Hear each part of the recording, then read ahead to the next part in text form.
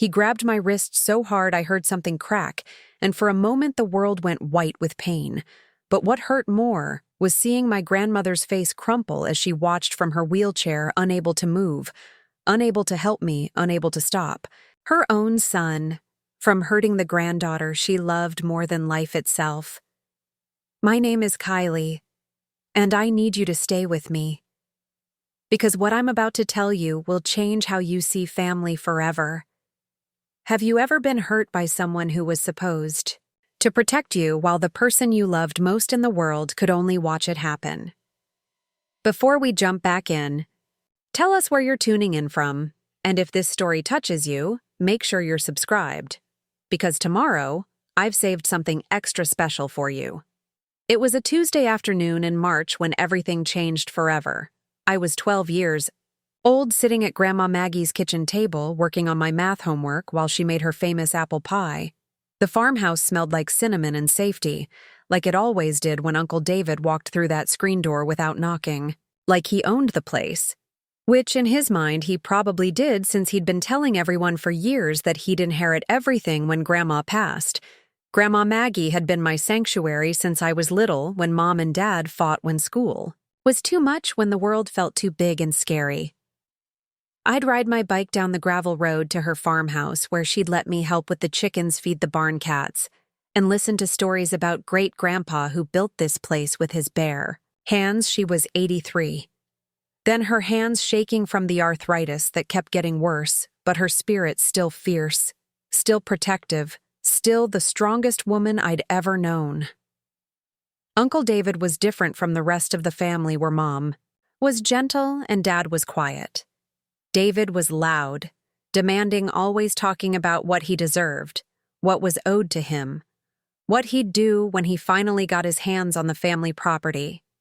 He'd been unemployed for 3 years, living in a trailer behind the gas station, but he acted like he was some kind of king.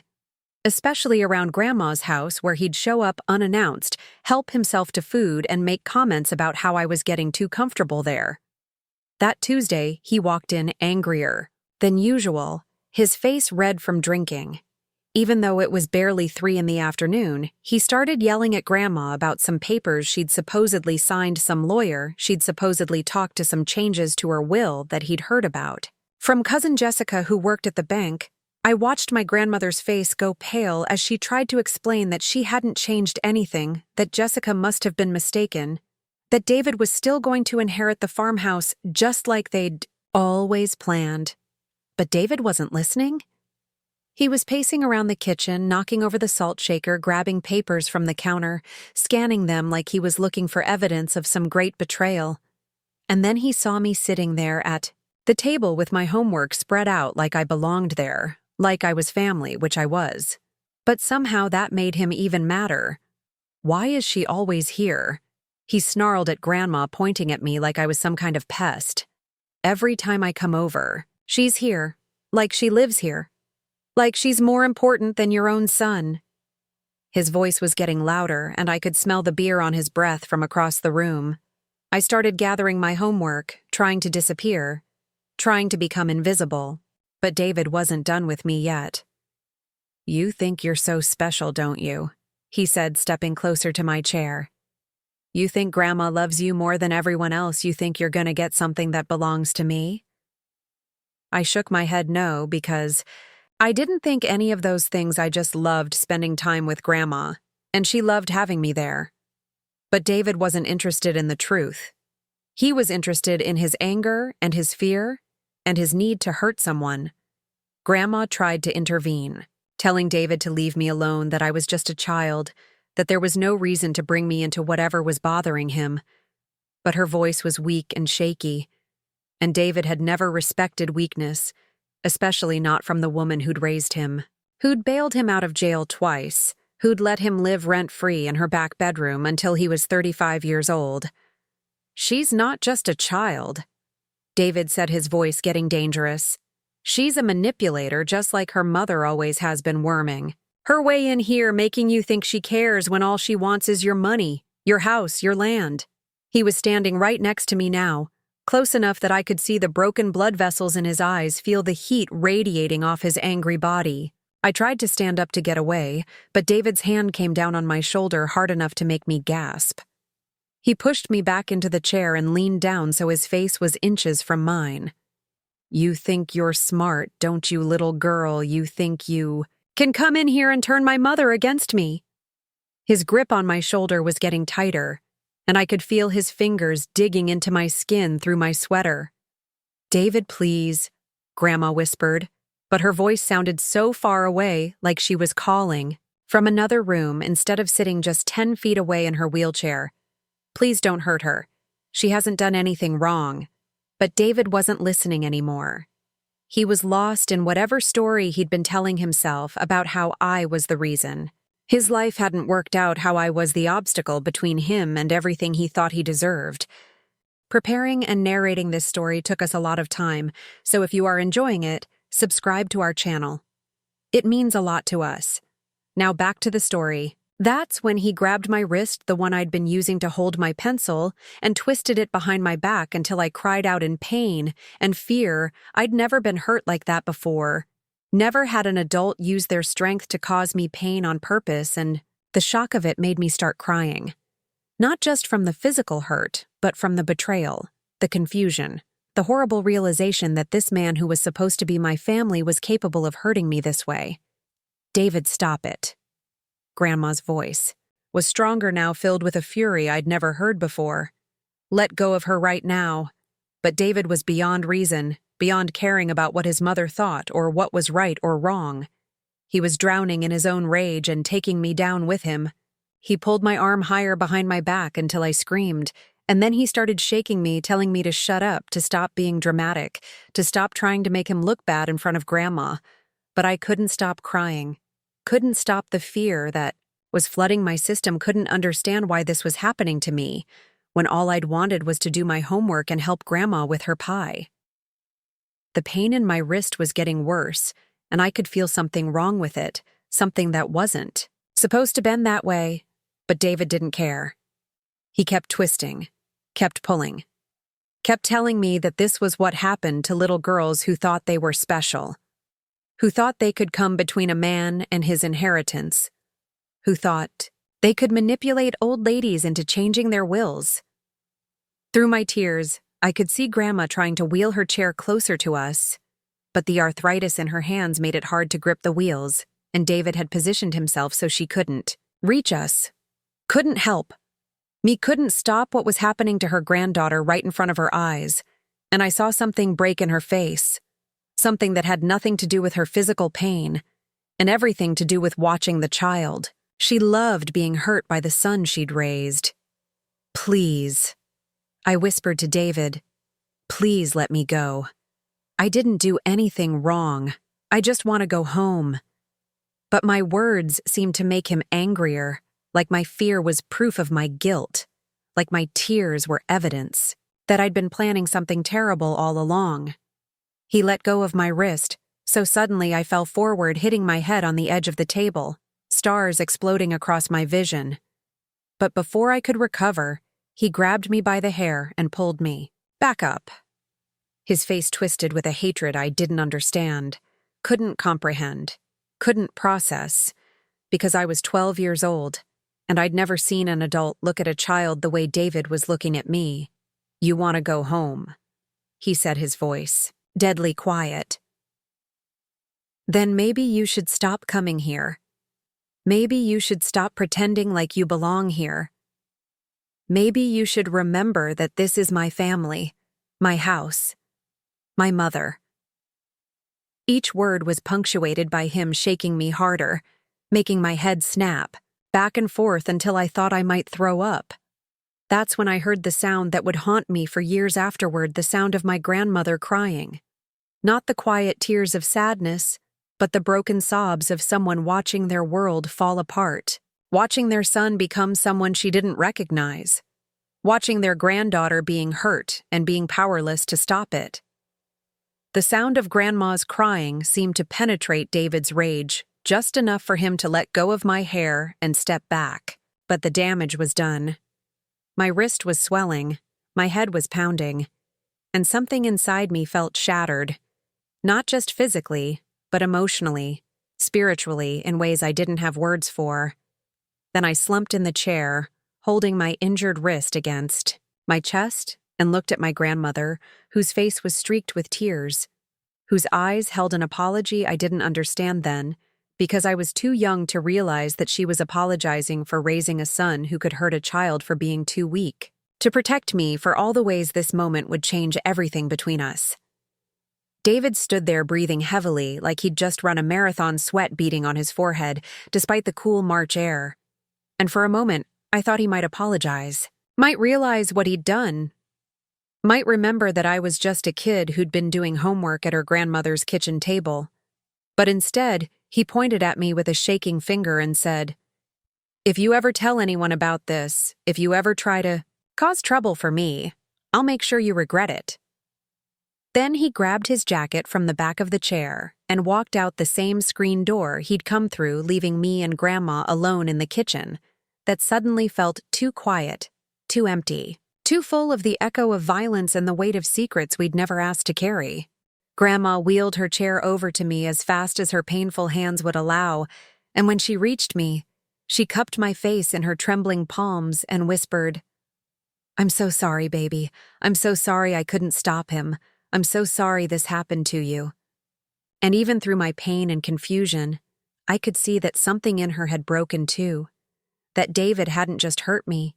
He'd destroyed something precious between us, something that had made us both feel safe and loved.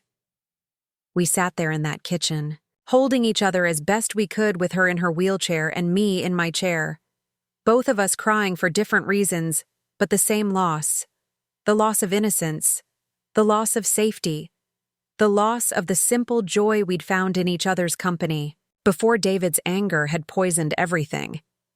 That night, I went home with a story about falling off my bike to explain my swollen wrist and the bruises on my arms. But I couldn't explain the way I jumped when Dad raised his voice, or how I flinched when anyone touched me unexpectedly, or why I stopped asking to go to Grandma's house every day after school.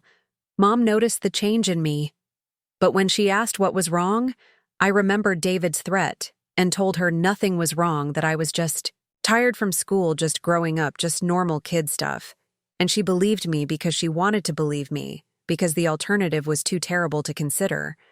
But Grandma knew the truth, and every time I saw her after that day, I could see the guilt in her eyes, the way she watched me for signs of lasting damage, the way she seemed smaller, somehow diminished by her inability to protect me from her own son.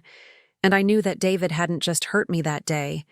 He'd hurt her too, in ways that would never fully heal.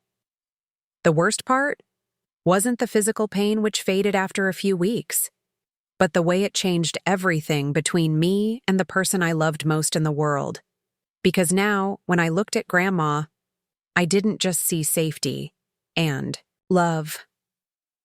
I also saw helplessness and fear, and the terrible knowledge that the people who were supposed to protect us couldn't always do it, no matter how much they wanted to.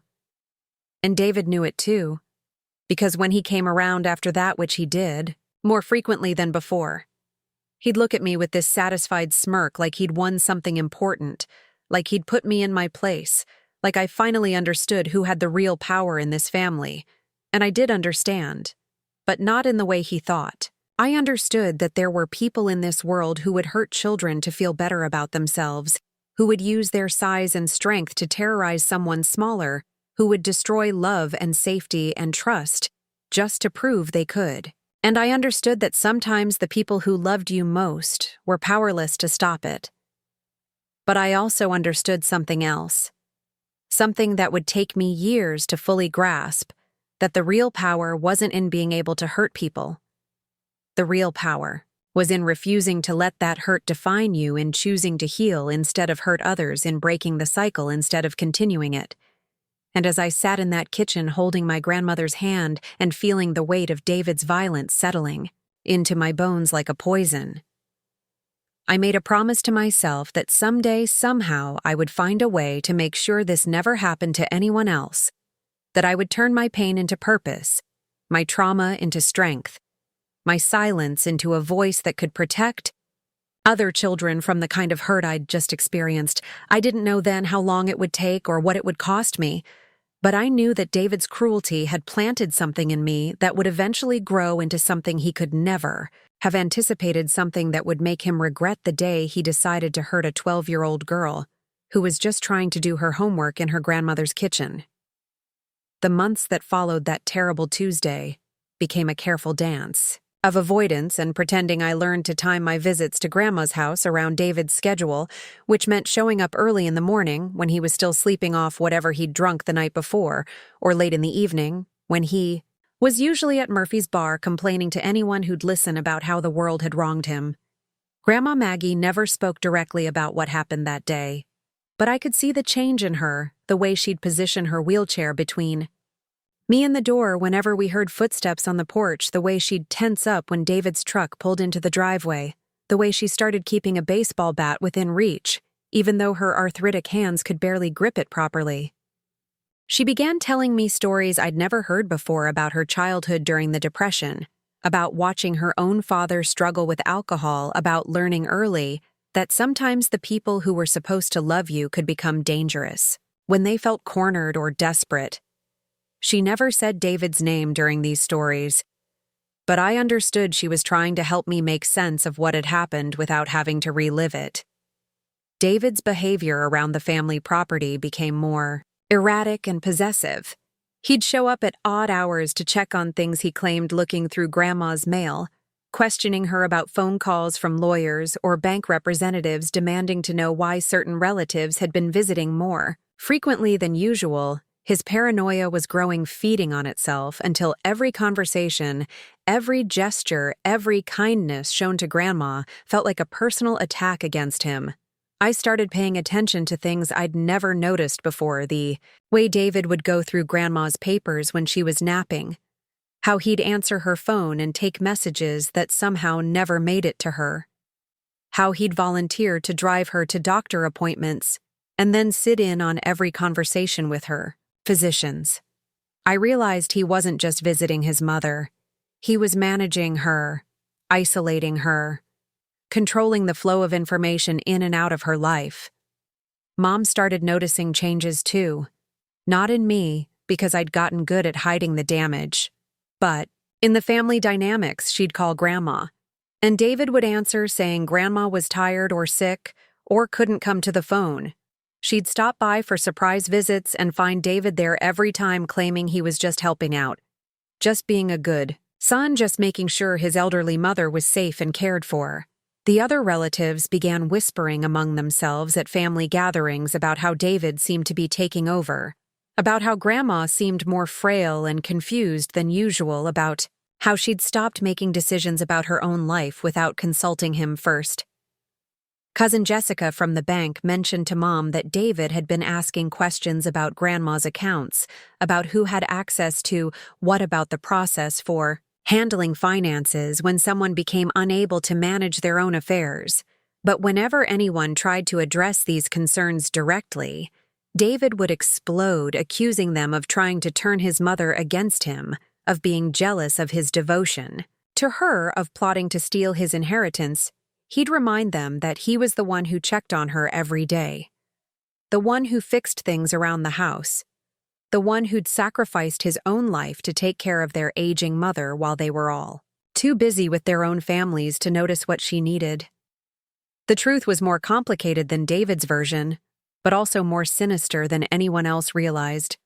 I was probably the only person who saw both sides of his behavior, the caring son act he performed for the family and the controlling, manipulative reality of what happened when no one else was watching. I saw how he'd help Grandma with her medications and then pocket half the pills, claiming she didn't need so many, how he'd offer to handle her grocery shopping and then return with generic versions of everything she liked, claiming they were just as good but cheaper.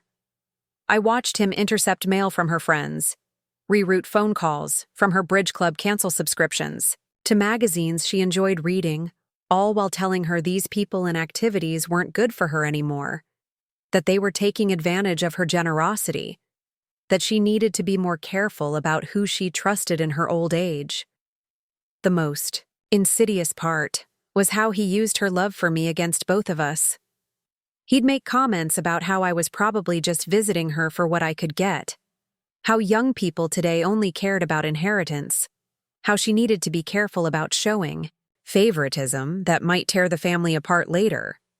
He never said I couldn't visit, but he made sure Grandma felt guilty about how much joy she took in my company. I started to understand that David's violence toward me that day hadn't been a momentary loss of control. It had been a strategic move designed to establish dominance to show both me and Grandma who was really in charge of her life and her legacy. He wanted us both to understand that our relationship, our love for each other existed only at his sufferance and could be destroyed whenever he felt threatened by it. The realization that I was witnessing elder abuse unfolding in slow motion was overwhelming for a 13-year-old girl. I knew something was deeply wrong, but I didn't have the language or the experience to name it properly. I just knew that my grandmother was disappearing inch by inch, that her fierce independence was being eroded by someone who claimed to love her, while systematically destroying everything that made her life worth living. School became my refuge, the only place where I didn't have to think about David's threats or Grandma's increasingly fragile situation. But even there, I struggled to concentrate. Teachers noticed my grades slipping, my reluctance to participate in group activities, my tendency to flinch when classmates got too loud or moved too quickly. The school counselor, Mrs. Patterson, called me in for friendly chats that I navigated carefully, never revealing enough to trigger mandatory reporting but trying to process some of the confusion and fear I was carrying. At home, Mom and Dad were dealing with their own stresses. Dad had been laid off from the factory and was struggling to find work that paid enough to support. Our family mom was working double shifts at the diner trying to make up the difference, and they were both so exhausted and worried about money that they didn't have much energy left to notice the subtle changes in my behavior or to dig deeper into why I'd stopped asking to spend time at Grandma's house. Tommy, my younger brother, was only 8. And completely oblivious to the undercurrents of family tension, he still begged to visit Grandma every weekend, still looked forward to her stories and her homemade cookies, still believed that family meant safety and love and people who protected each other. I envied his innocence, even as I felt responsible for preserving it, for making sure David's darkness didn't touch him the way it had touched me. The financial pressure on our family meant that Grandma's offer to help with expenses became more frequent and more necessary. She'd slip Mom money for groceries or give Dad cash to help with the electric bill, always insisting it was no trouble, that she had more than she needed. That family helped each other during difficult times, but David noticed every transaction, questioned every gift, made it clear that he considered any money given to us to be money stolen from him. He started keeping closer track of Grandma's spending, demanding receipts for purchases, questioning why she needed certain things, suggesting cheaper alternatives for everything from her prescription medications to her heating bill. He framed this as being helpful, as making sure she wasn't being taken advantage of by unscrupulous vendors, but I could see it was really about control, about making her feel like she had to justify every decision to him. The isolation was perhaps the cruelest part of his strategy.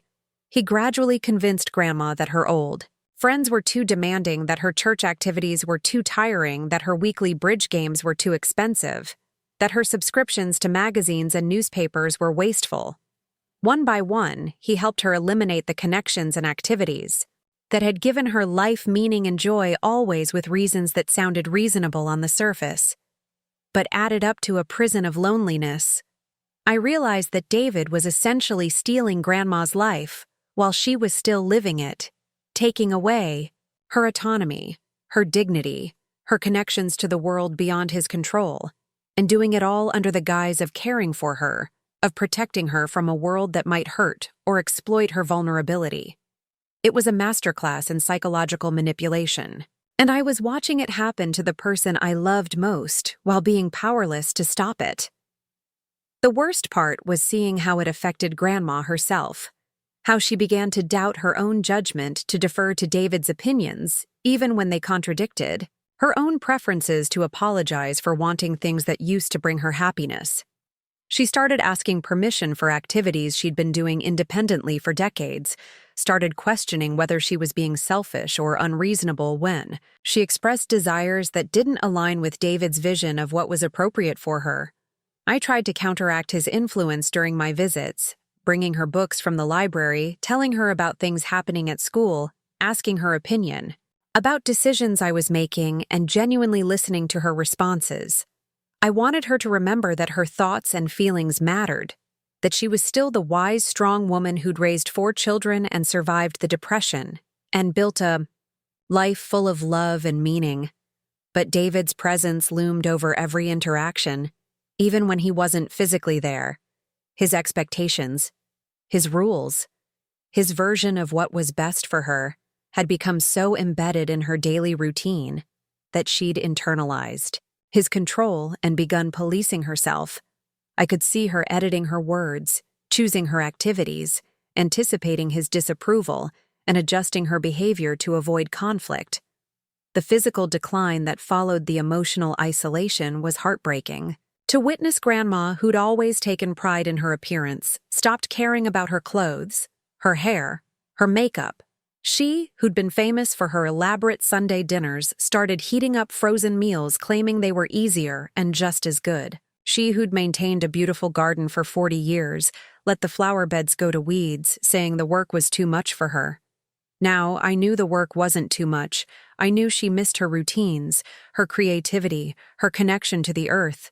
But David had convinced her that these activities were dangerous, that she might fall or overexert herself, that it was better to be safe than sorry, and slowly she'd surrendered the things that had made her feel alive and engaged with the world.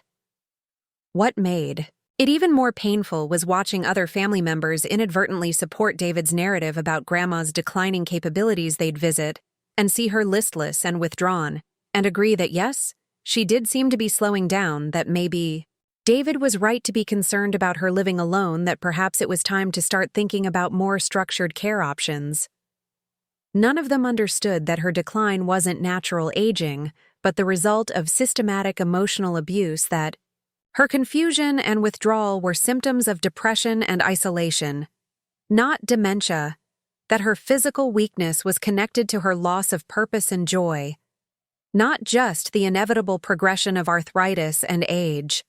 I wanted to scream at all of them, to tell them what I'd seen, what I knew, what David was really doing, but I was still just a kid, still afraid of his threats, still unsure whether anyone would believe me over a grown man who seemed so devoted to his mother's welfare. I felt trapped by my own youth and inexperience, carrying knowledge that felt too big and too dangerous for someone my age to handle. The breaking point came almost a year after that first incident, when I arrived at Grandma's house for what I thought would be a normal afternoon visit. I'd timed it carefully, knowing David usually spent Tuesday afternoons at the unemployment office. But when I walked through the back door, I found Grandma sitting at the kitchen table crying over a stack of legal documents. She looked up at me with eyes full of confusion and fear, and whispered that David had brought her papers to sign that. He'd said they were just updating her will to make things simpler, but she didn't understand what they meant, and when she'd asked questions, he'd gotten angry and told her she needed to trust him, that he knew what was best for her financial future. I looked at the papers, and even with my limited understanding of legal language, I could see that they weren't just updating anything. They were transferring complete control of her assets to David, giving him power of attorney over her medical decisions, making him the sole beneficiary of her estate, and effectively erasing everyone else from her financial life. My hands were shaking as I read through the documents, understanding that this was David's endgame, the culmination of months of isolation and manipulation, designed to give him complete control over Grandma's life and legacy while making it all appear legal and voluntary. I realized that if she signed these papers, she would essentially cease to exist as an independent person, becoming completely dependent on David's goodwill for everything from medical care to grocery money. The most terrifying part was seeing how close he'd come to succeeding, how the months of conditioning had left Grandma doubting her own instincts and ready to surrender her autonomy to avoid conflict with the son who claimed to love her, but was systematically destroying her life. I knew that if I hadn't shown up when I did, if she'd signed those papers while confused and afraid, David would have won completely. Looking at my grandmother's tear-streaked face as she struggled to understand documents that would steal her freedom, I felt something harden inside me. A determination that had been building for months, finally crystallizing into resolve. I realized that being young didn't mean being powerless, that being afraid didn't mean being helpless, that sometimes the person who loved someone most was the person who had to find the courage to fight for them. I took Grandma's hands in mine and told her not to sign anything until we could get someone else to explain what the papers really meant. Someone who wasn't David, someone who cared about her well-being more than their own financial gain. I promised her that we would figure this out together, that she didn't have to face this alone, that there were people who would help us if we were brave enough to ask. That night, I went home and did something I'd never done before. I researched elder abuse online reading article after article about the warning signs, the legal protections, the resources available to help people in situations like Grandma's. I learned that what David was doing had a name, that it was a crime, that there were people whose job it was to investigate and stop exactly this kind of exploitation. For the first time since that terrible day when David had hurt me, I felt like I had options. Like there might be a way to protect Grandma and hold David accountable for the damage he was doing to all of us. I started planning, not for revenge, but for justice. Not for payback, but for protection. Not just for myself, but for the woman who'd given me a lifetime of love and deserved to live her final years with dignity and freedom. The scared 12-year-old girl who'd been too frightened to speak up was growing into a 13-year-old young woman who understood that sometimes love meant fighting for the people who couldn't fight for themselves, and I was ready to fight. The first person I called was Mrs. Patterson, the school counselor, who'd been checking on me for months without knowing why I really needed help when I sat in her office that Wednesday morning and finally told her everything about David's violence, about the legal documents, about what I'd learned about elder abuse. She listened without interrupting her expression, growing more serious with every detail I shared. Mrs. Patterson didn't treat me like a confused kid making up stories. She treated me like a witness to a crime, which I was, and she knew exactly what steps needed to be taken to protect Grandma. She helped me contact Adult Protective Services and walked me through what would happen when they opened an investigation. She also connected me with a legal aid attorney named Ms. Chen, who specialized in elder abuse cases and offered services on a sliding scale for families who couldn't afford private lawyers. Ms. Chen met with me and Grandma that same afternoon at the farmhouse, arriving with a briefcase full of documents and a gentle but determined demeanor that reminded me of Grandma herself.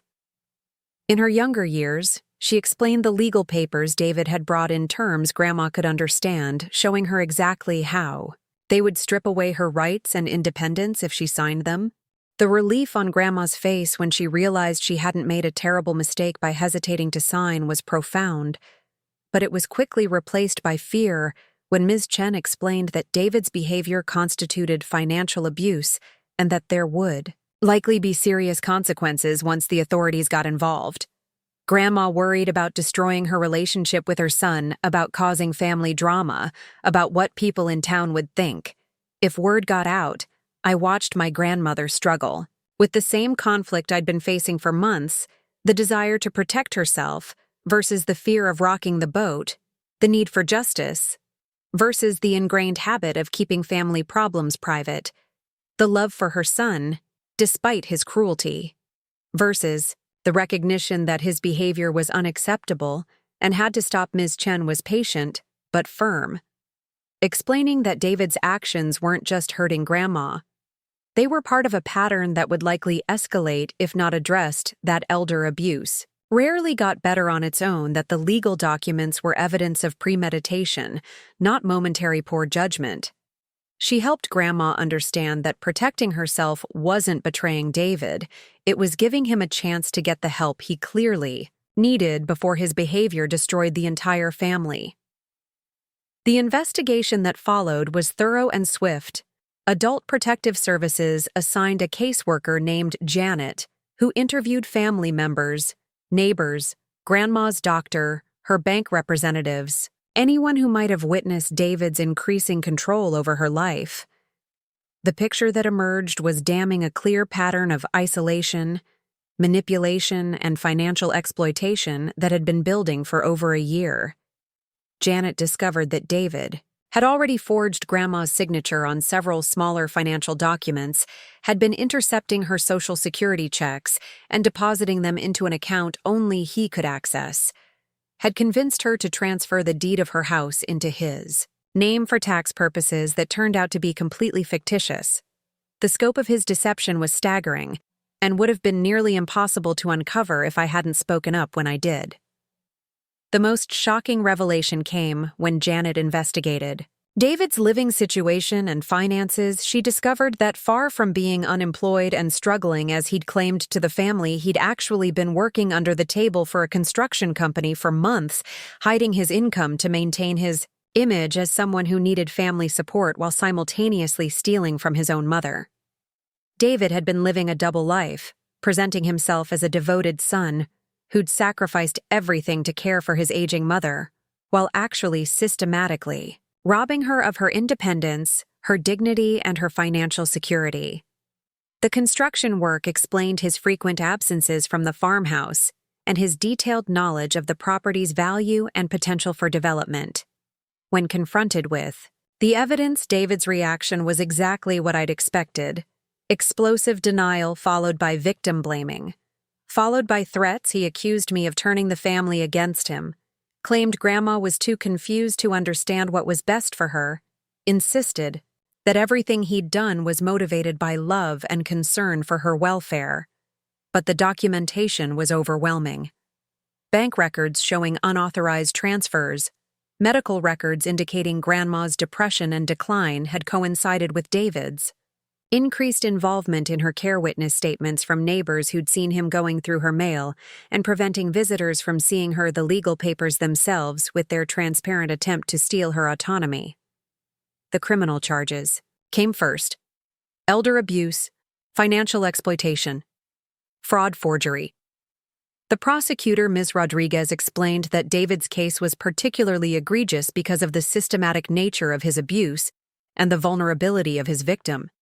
She was determined to send a message that crimes against elderly family members would be prosecuted to the fullest extent of the law. David's arrest happened on a Thursday morning while he was at Grandma's house going through her desk drawers looking for something. He claimed she'd asked him to find I wasn't there, but Grandma called me immediately afterward, her voice shaking with shock and relief, and something else I couldn't quite identify. It took me a while to realize that what I was hearing was pride, not just relief that the nightmare was ending, but pride in me for having the courage to speak up, for knowing what to do, for protecting her. When she couldn't protect herself, she told me that day that I'd saved her life, not just her money or her property, but her actual life, because she'd been disappearing under David's control and might not have survived much longer as the shell of herself she'd been becoming. The family's reaction to David's arrest was complicated and painful. Mom was devastated, torn between horror at what her brother had done and guilt that she hadn't seen it happening right under her nose. Dad was angry at himself for not paying closer attention, for trusting David's explanations for the changes in Grandma's behavior, for not protecting his mother-in-law from her own son. Tommy didn't understand why Uncle David was in trouble, or why everyone was crying, or why we couldn't visit him anymore. I tried to explain in age-appropriate terms that Uncle David had been making bad choices that hurt Grandma, that sometimes adults make mistakes so big they have to face consequences, but it was hard to maintain his innocence while helping him understand why our family was suddenly fractured. The extended family split into camps, some supporting my decision to report David, others feeling I'd gone too far, that family problems should be handled privately, that David's drinking and emotional issues were medical problems not criminal ones. Cousin Jessica lost her job at the bank for discussing confidential account information, even though her whispers had helped uncover David's crimes. The hardest part was watching Grandma grapple with her conflicted feelings about her son. She was relieved to be free from his control, grateful that her independence had been restored, proud of my courage in speaking up, but she was also heartbroken that her own child had been capable of such systematic cruelty. She blamed herself for not recognizing the signs sooner, for enabling his behavior, for failing as a mother. Ms. Chen helped us sort through the legal mess David had created, reversing the fraudulent transfers, restoring Grandma's control over her own accounts, canceling the power of attorney documents that would have made her a prisoner in her own life. The financial recovery took months, but the emotional recovery would take much longer. I started seeing a therapist, Dr. Williams, who specialized in trauma and family dysfunction. She helped me understand that my hypervigilance, my tendency to flinch at unexpected sounds, my difficulty, trusting adults were normal responses to what I'd experienced, that speaking up had been incredibly brave, but that I still needed to process the fear and anger I'd been carrying.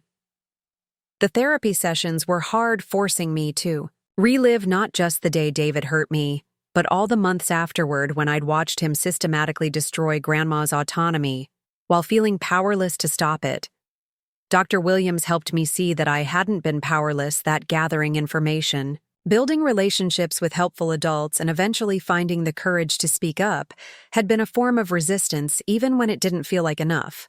Grandma started therapy too, working with a specialist in elder abuse recovery who helped her rebuild her confidence and independence. The physical changes were remarkable within weeks of David's arrest. She was back to cooking elaborate meals, tending her garden, calling her old friends, and making her own decisions about everything from what to wear to how to spend her money. The emotional changes took longer. She struggled with guilt and self-doubt, questioning whether she'd been too trusting, too naive, too willing to surrender her autonomy to avoid conflict. The therapist helped her understand that David's manipulation had been sophisticated and deliberate, that his ability to exploit her love for him wasn't a failure on her part, but evidence of his calculated cruelty. I watched my grandmother slowly come back to life. Over the following months, her personality re-emerging from under the layers of fear and confusion David had imposed on her. She started laughing again, telling stories, planning projects, expressing opinions, disagreeing with people when she thought they were wrong. All the things David had systematically discouraged. The legal proceedings dragged on for almost a year. David initially pleaded not guilty, claiming he'd been trying to help his mother manage her finances, that any money he'd taken had been gifts, that the legal documents were necessary to protect her from being exploited by others. His lawyer painted him as a devoted son whose good intentions had been misunderstood. But the evidence was overwhelming, and eventually David's lawyer convinced him to accept a plea deal rather than risk a trial that would likely result in a much harsher sentence. He was sentenced to 3 years in prison with restitution orders that would require him to pay back every penny he'd stolen, plus interest and court costs. The day of his sentencing was strange and sad. I sat in the courtroom with Grandma, Mom, and Dad, watching David in his orange jumpsuit, looking smaller and older than I remembered him, when the judge asked if he had anything to say. He apologized to Grandma in a voice that sounded genuinely remorseful, but also self-pitying, as if he was the real victim of circumstances beyond his control. Grandma squeezed my hand during his apology, and I could feel her trembling. Not with fear anymore, but with grief for the son she'd lost long before his arrest, for the relationship that could never be repaired, for the trust that had been shattered beyond any possibility of restoration. After the sentencing, we drove home in silence, each of us processing the finality of it all. David would serve his time and eventually be released, but he would never again be welcome in Grandma's home, never again trusted with family responsibilities, never again given the benefit of the doubt when his behavior seemed questionable. That evening, Grandma and I sat on her front porch, watching the sunset paint the Ohio sky in shades of orange and pink.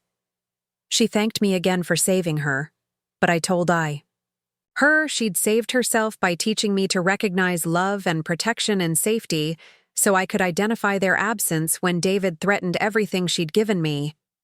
I realized that night that my childhood had ended the day David grabbed my wrist and hurt me in her kitchen. But my real education had begun then too. I'd learned that evil could wear a familiar face, that love required courage, that protection sometimes meant fighting people you were supposed to trust, that silence was complicity, and speaking up was survival. The scared 12-year-old who'd been too frightened to tell anyone what David had done to me had grown into a 14-year-old who'd dismantled his entire scheme and sent him to prison, not through violence or revenge, but through knowledge, patience, strategic thinking, and the willingness to trust the right adults with the truth. Grandma was safe. Her independence restored her dignity intact, her future secure. But more than that, she was proud of me in a way that felt different from all the times she'd praised my grades or my helpfulness around the house. This pride was deeper recognition of who I was becoming, of the strength I'd found in the darkest situation of my young life. As I sat on that porch holding her hand and watching the day end, I understood that David's cruelty had changed me forever, but not in the way he'd intended. Instead of making me small and afraid and silent, it had made me strong and observant and brave. It had taught me that sometimes the youngest person in the room is the only one with the clarity to see what's really happening and the courage to act on it. The girl who'd once been pushed into a lake and left to save herself had learned how to swim in deeper waters than David could ever imagine, and I was just getting started. The first letter arrived 3 months into David's sentence, handwritten on prison stationery.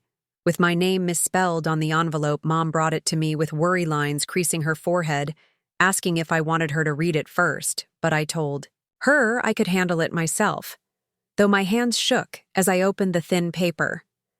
The letter was 4 pages of rambling self-justification, mixed with veiled threats. David wrote about how prison was teaching him to see things differently, how he understood. Now that his methods had been wrong, but his intentions had always been pure, he claimed he'd been trying to protect Grandma from other family members who might take advantage of her, that everything he'd done had been motivated by love, but buried in the apologies were reminders of his power, subtle references to things he knew about our family that could cause problems if shared with the right people, implications that his silence was a gift. I should appreciate that cooperation would be better for everyone than continued antagonism. The letter ended with him saying he hoped we could rebuild our relationship when he was released, that families should stick together through difficult times. I showed the letter to Dr. Williams, who helped me understand that it was a classic example of manipulation disguised as reconciliation, that David was testing whether his old tactics still worked, whether I could still be intimidated into compliance, whether the distance and time had made me forget the reality of who he was and what he was capable of. Dr. Williams suggested I not respond immediately, that I take time to process how the letter made me feel before deciding whether to engage with David at all. She reminded me that I owed him nothing, that his apologies were meaningless without genuine change, and that his history of escalating behavior when he felt ignored made any contact potentially dangerous. The second letter came 2 weeks later, angrier and more accusatory. David had apparently expected a response to his first letter, and my silence had triggered the rage that always lurked beneath his false remorse. This letter was shorter, but more honest about his feelings. He blamed me for destroying his relationship with his mother, for turning the family against him, for ruining his life with my lies and exaggerations. He wrote about how I'd always been jealous of the attention he received, how I'd manipulated Grandma into favoring me, how my reports of abuse were revenge fantasies cooked up by a disturbed child who couldn't handle normal family discipline. The letter revealed the depth of his delusion, his complete inability to take responsibility for his actions or acknowledge the harm he'd caused. This time I did respond, but not to David. I wrote to the prison warden explaining that I was receiving threatening correspondence from an inmate that made me fear for my safety, and the safety of my family members. The warden assured me that David's mail privileges would be restricted and that any future attempts to contact me would result in disciplinary action. But David found other ways to make his presence felt. He had friends on the outside who would drive by Grandma's house slowly at odd hours, never stopping, never doing anything overtly threatening, but making it clear they were watching. He managed to get messages to Mom through mutual acquaintances expressing his disappointment in how the family had abandoned him in his time of need. The psychological pressure was insidious, designed to make us feel unsafe without providing enough evidence for restraining orders or additional criminal charges. David understood the system well enough to stay just within legal bounds, while still making it clear that his reach extended beyond prison walls, that our decision to testify against him had consequences. Grandma handled the intimidation better than I expected. Perhaps because she'd lived through the Depression and World War II and understood that survival sometimes required enduring pressure without breaking.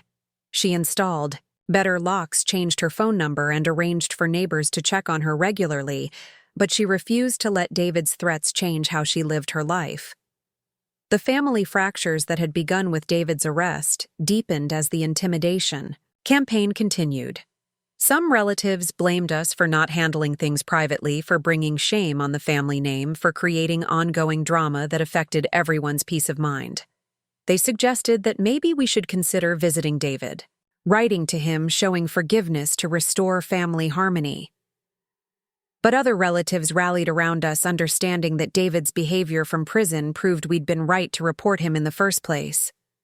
Cousin Jessica, despite losing her job, became one of our strongest supporters, helping to document the harassment and connecting us with victim advocacy services that could provide additional protection. The most painful confrontation came from David's ex-wife, Sandra, who showed up at our house one evening, demanding to know why we were making things harder for her son, who was David's child and needed his father's financial support. She accused me of being vindictive, of holding grudges, of not understanding how my actions affected innocent people who depended on David. I listened to Sandra's anger and desperation, understanding that she was scared and struggling, but also knowing that David's child would be better off without a father who modeled manipulation and abuse than with one who might teach those same patterns to the next generation. I tried to explain that protecting Grandma hadn't been about punishment, but about prevention. But Sandra wasn't interested in hearing anything that didn't align with her immediate needs. The encounter with Sandra showed me how David's crimes had ripple effects that extended far beyond our immediate family, how his choices had created financial hardship and emotional trauma for people who'd never even met Grandma, how the consequences of abuse spread through communities like poison, affecting innocent people who got caught in the aftermath. But it also reinforced my conviction that staying silent would have been worse, that allowing David to continue his pattern of abuse would have eventually destroyed more lives, not fewer, that speaking up had been necessary, not just for Grandma, but for everyone who might have become his victims in the future. The media attention started when a local reporter heard about David's case through courthouse contacts and decided it represented a larger story about elder abuse in rural communities. The reporter, Sarah Martinez, contacted me through the victim advocacy services, asking if I'd be willing to share my experience to help other families recognize the warning signs of financial exploitation. I was terrified of going public with our story, afraid of the attention, the judgment, the ways David's supporters might retaliate against us. But Ms. Chen and Dr. Williams helped me understand that speaking publicly could provide protection as well as exposure, that having our story documented by a reputable journalist might actually make us safer by creating a record of David's behavior that would be harder to dismiss or distort. The article that Sarah wrote was careful and respectful, focusing on the systemic issues that allowed elder abuse to flourish, rather than sensationalizing our personal trauma. She interviewed experts about the warning signs, the legal protections, the resources available to families facing similar situations. She presented our story as an example of how children and grandchildren could advocate for elderly relatives without making us sound like heroes or victims. The response to the article was overwhelming. We received letters from families across the state sharing their own experiences with elder abuse. Some thanking us for giving them language to describe what they'd witnessed. Others asking for advice about how to protect their own elderly relatives from exploitative family members. Several law enforcement agencies contacted Sarah asking for permission to use the article in training programs for officers who investigated elder abuse cases. Social workers requested copies to share with families they served. Lawyers specializing in elder law cited the article in court documents, arguing for stronger protections and harsher penalties. But the attention also brought unwanted scrutiny.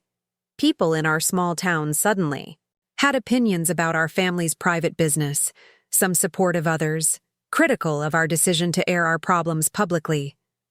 David's remaining supporters organized a letter-writing campaign to the newspaper, claiming the article was biased and one-sided, that David was being unfairly demonized by a vindictive family. The pressure intensified when David's parole hearing approached 18 months into his sentence.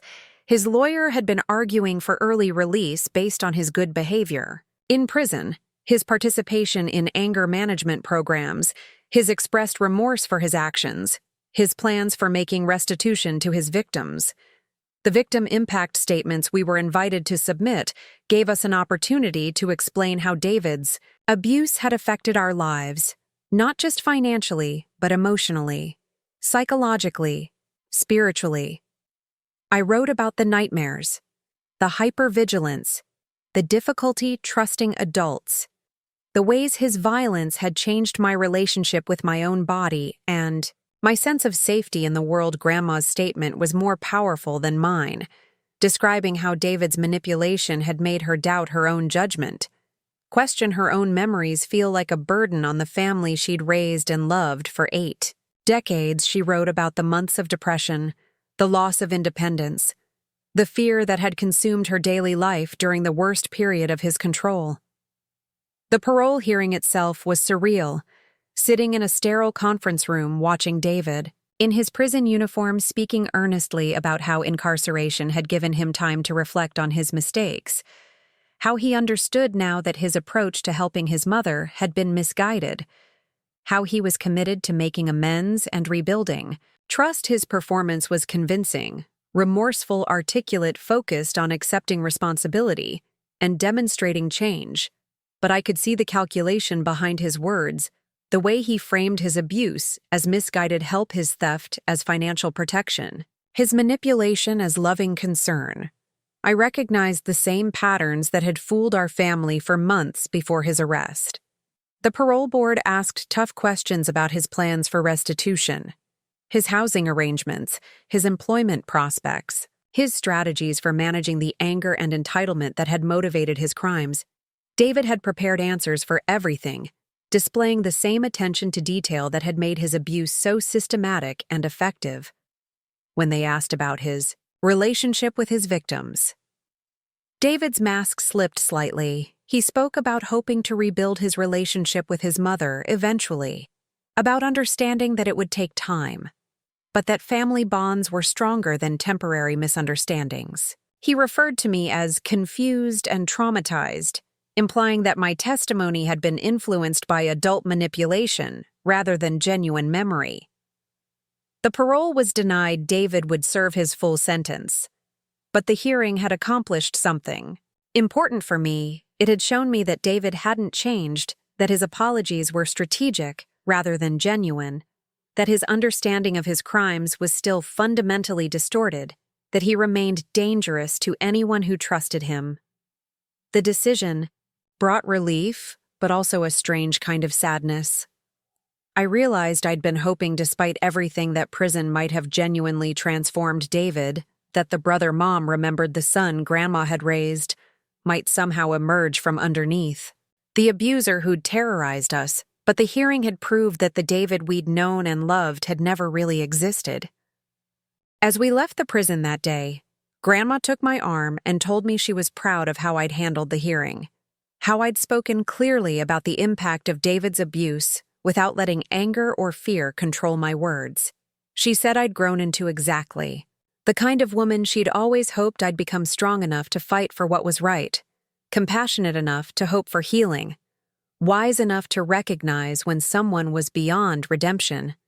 The drive home was quiet, each of us processing the finality of it all. David would remain in prison for another 18 months, and when he was released, he would be a stranger to us, forever changed by his choices and their consequences, unable to return to the family he'd tried to control, and ultimately destroyed through his own actions. That night, I wrote in my journal about how confronting David in that hearing room had felt different from being his victim in Grandma's kitchen 3 years earlier. I was no longer the scared child who'd been hurt by someone stronger. Instead, I was a young woman who'd found her voice, learned to use the legal system, discovered her own power to protect the people she loved. The girl who'd once been pushed into a lake had learned not just to swim, but to navigate treacherous currents, and I was ready for whatever came next. 2 years after David's release from prison, I was sitting in my college dorm room at Ohio State when I received an envelope with no return address, but postmarked from our hometown inside was a newspaper clipping about David's death in a car accident, along with a handwritten note that simply said, "Thought you should know," signed by someone I didn't recognize. I stared at the clipping for a long time, feeling nothing, then everything, then nothing again. David had been driving drunk when he crashed into a tree on the back road behind Murphy's Bar, the same place he'd spent so many evenings complaining about how unfairly life had treated him. The article mentioned his surviving family members, but didn't include details about his criminal history or the circumstances that had led to his estrangement from us. I called Grandma first, who at 88 was still living independently in her farmhouse, though she now had a housekeeper who came twice a week and a medical alert system that connected her to emergency services when she heard about David's death. Her voice was quiet for a long moment before she said she felt sorry for the pain he'd carried, but grateful he could no longer hurt anyone.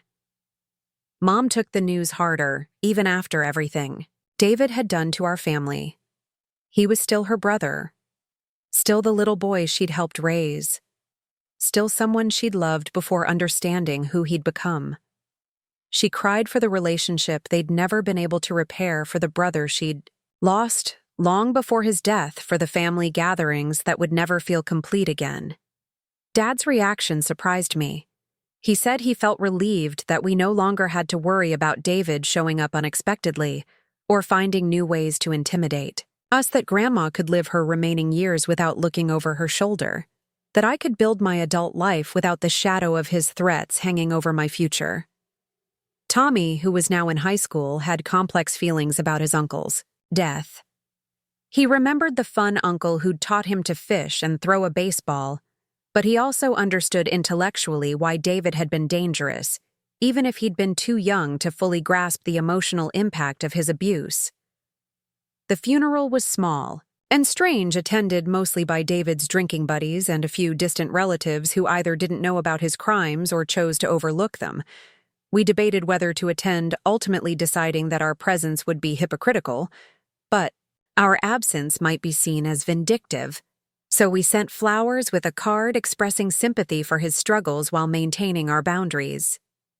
In the months that followed David's death, I found myself processing grief I hadn't expected, not for the man who'd hurt me and terrorized Grandma, but for the uncle I'd thought I knew before understanding his true nature. I grieved for the family dinners that had felt safe before learning they weren't, for the trust that had been broken, for the innocence that couldn't be recovered. Dr. Williams helped me understand that grieving complicated relationships was normal, that I could feel sad about David's wasted potential while still being grateful that his capacity for harm had ended that. Healing didn't require forgiveness, but it did require letting go of the anger that could otherwise consume the rest of my life. Grandma and I started a tradition of spending David's birthday doing something he would have hated, volunteering at the senior center, where elderly people received the respect and dignity he'd tried to steal from her donating to organizations that fought elder abuse, traveling to places he'd never wanted her to see. It became our way of transforming the anniversary of his birth into a celebration of survival and resilience.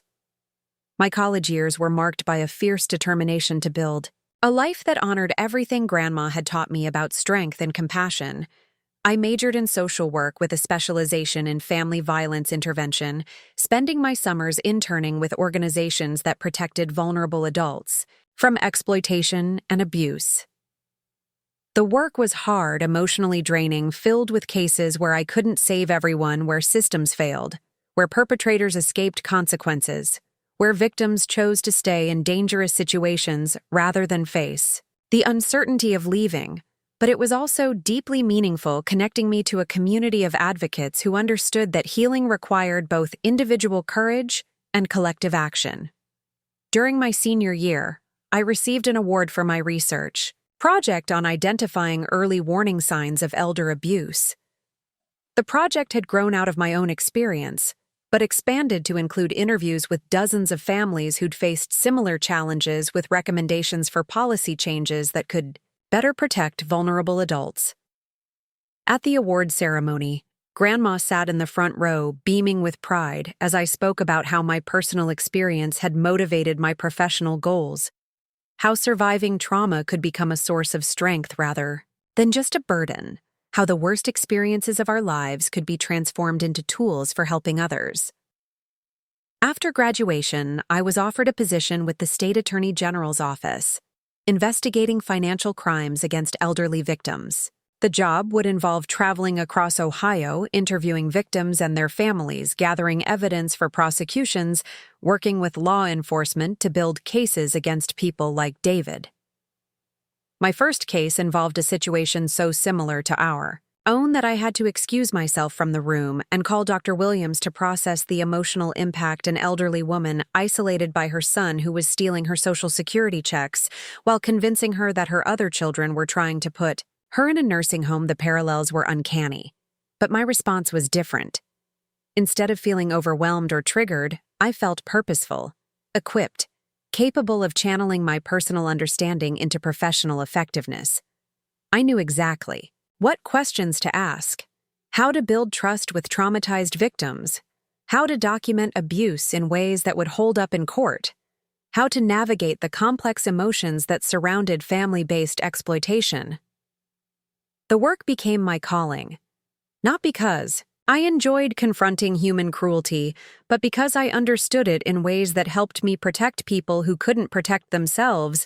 I became known for my ability to connect with elderly victims who were often reluctant to admit they'd been abused by people they loved.